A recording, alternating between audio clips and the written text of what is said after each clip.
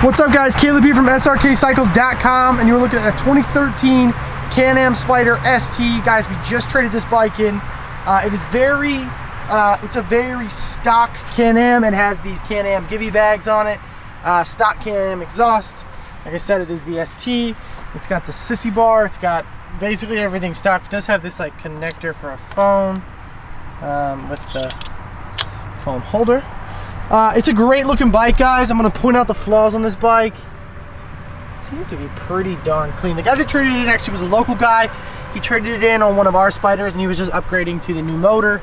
I believe 2013, you're still rocking that 990.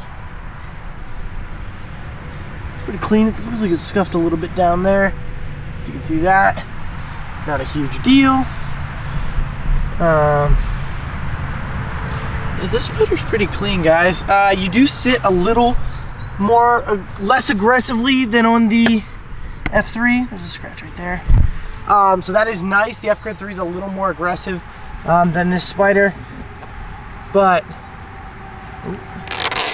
let's take the sticker off the givey bag for the Can Am.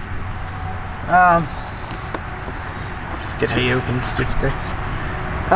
Yeah, so you're gonna sit a little more straight up and down, whereas I believe the F3 is a little farther back. It could be, no, it's about right. I mean, it's not like huge difference, but it is a little bit different. Just the standard controls, electronic parking brake. This beast has 10,000 on it, I believe. Let's see. Never use a Can Am as a getaway vehicle because they take forever to turn on. 10,532. I'm gonna fire it up real quick. So it does have speakers as well, which is kind of a nice little feature. Let's fire this beast up. That's right. Yeah. Freaking automatics.